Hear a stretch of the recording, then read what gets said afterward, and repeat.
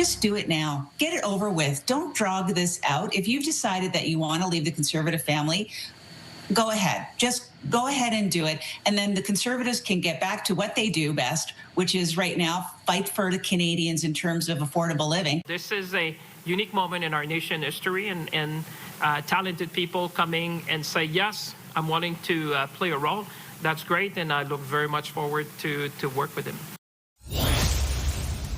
Welcome back to Power Play. Some reaction there today to the week's big political news. Edmonton MP Matt Jeneroux is the newest member of the governing Liberal caucus. Jeneroux is the third Conservative MP to cross the floor to the Liberals in as many months, following Chris d'Entremont back in November and Michael Ma in December. Back in November, Jeneroux announced he'd be leaving politics altogether following speculation that he wanted to cross the floor at the time. Here's how it went down yesterday when Jeneroux officially made the move next to the Prime Minister.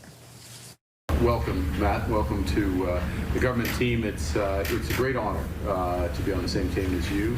Quite honestly, it was the speech in Davos where you took everything head on, and I think for me that's where a lot of the world changed. I think it opened a lot of eyes for Canadians, Albertans, Edmontonians, just how serious this national media crisis truly is.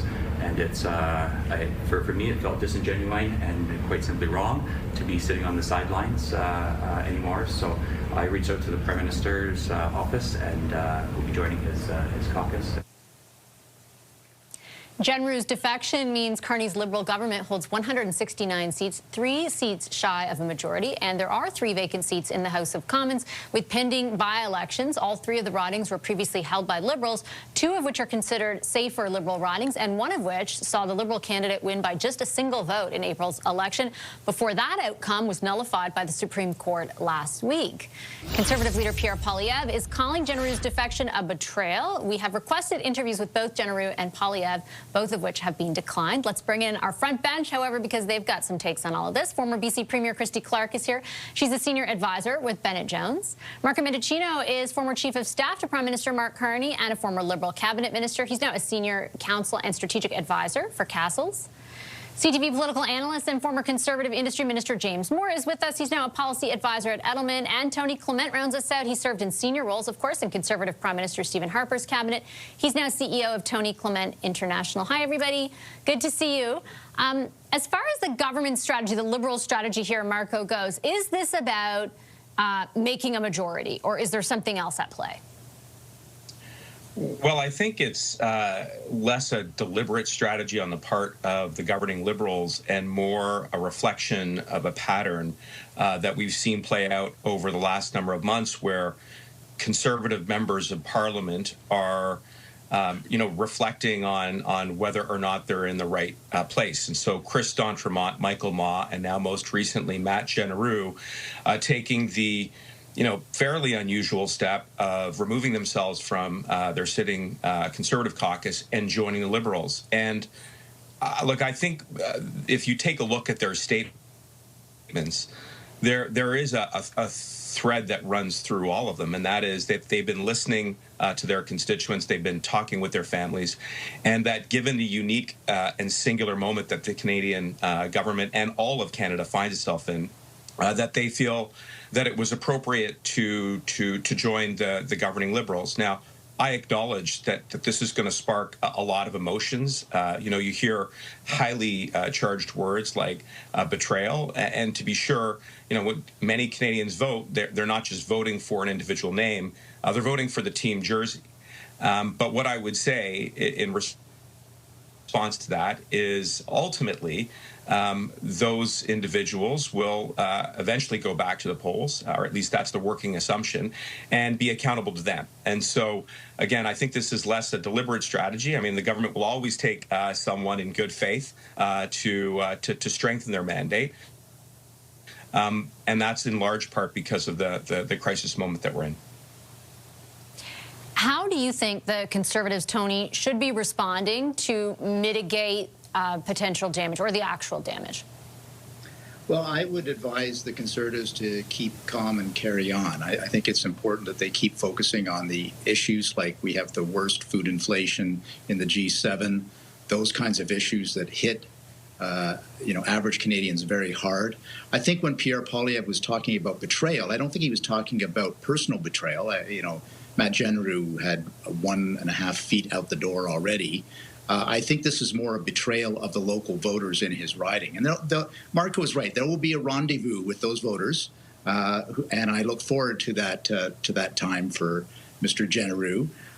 But I just think the other thing that was mentioned by the Leader of the Opposition is that if Mr. Carney gets a majority government by all of these backroom negotiations and deals and subterfuge, it's legal. I'm not saying it's illegal. It's legal in our parliamentary system. It's not a really good look.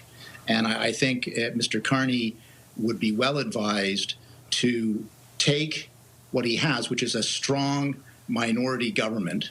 And the difference between that and a weak majority government is who chairs committees. That's about it.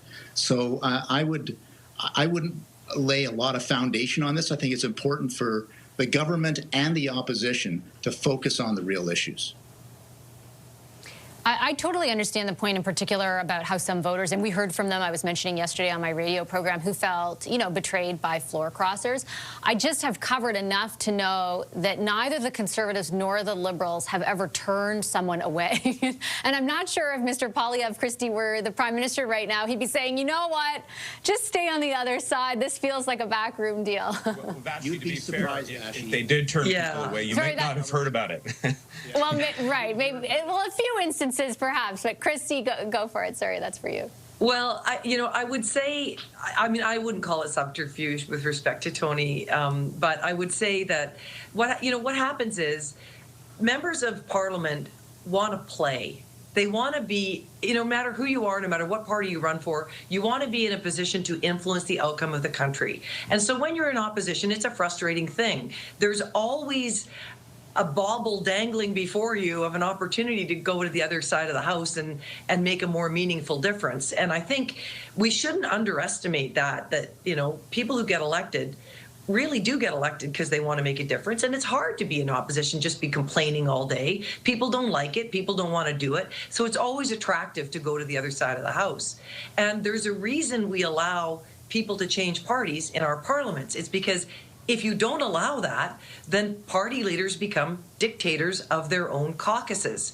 And so it's really important that this kind of movement be allowed to happen. You can question the motives of people who do it, but I would say, for him, I think this was destiny after him having kind of got close to walking across the floor before, apparently going back and getting absolutely beaten up by his own guys. When the opportunity presented itself again, he probably said to himself, look, I want to make a difference. I've really seen how these guys actually feel about me in my own caucus. So it didn't probably seem like a terrible idea for him to cross the floor and be a part of the bigger play here at a time where Canada is really, really under the gun and we need all the help we can get. How should people watching tonight reconcile, James, seeing this, the third floor crosser in as many months, and a few weeks ago seeing a record level of endorsement for Poilievre's leadership from his own party? Yeah, it's a fair question. Matt Jeneroux would have been in the 13% or the 12.5% who didn't support Pierre Poilievre's leadership, I guess, is part of the answer. But, I think Christy put her finger on an important point. Everybody wants to live a life of purpose. Right? Some people find their purpose in life through building a business or doing charitable work or being a parent, whatever it is. Some people, the four of us on your panel right now, we found part of our life's purpose is running for office and trying to serve. And I think for Matt Jeneroux, a guy who ran provincially in Alberta, was an MLA, ran federally now, I think 4 or 5 times anyway, disappointed at being in opposition. He thought about crossing the floor, got some heat, pulled back, and now he's decided to go for it. He's not stupid. He knows he's in for a world of hurt. He knows he's in for all kinds of harassment online, probably in his face when he goes back to his riding. But I think he wants to sacrifice or be willing to take that heat in order for an opportunity to make a difference in public policy. Some people call that cynical, and it is cynical because it was less than a year ago. Matt Jeneroux looked at Mark Carney, looked at Pierre Poilievre, and he chose Pierre Poilievre, and he campaigned saying Mark Carney shouldn't be prime minister, and now he wants to be one of Mark Carney's guys. That's a pretty cynical thing to do. On the other hand, you can say, well, maybe he's just being an opportunist.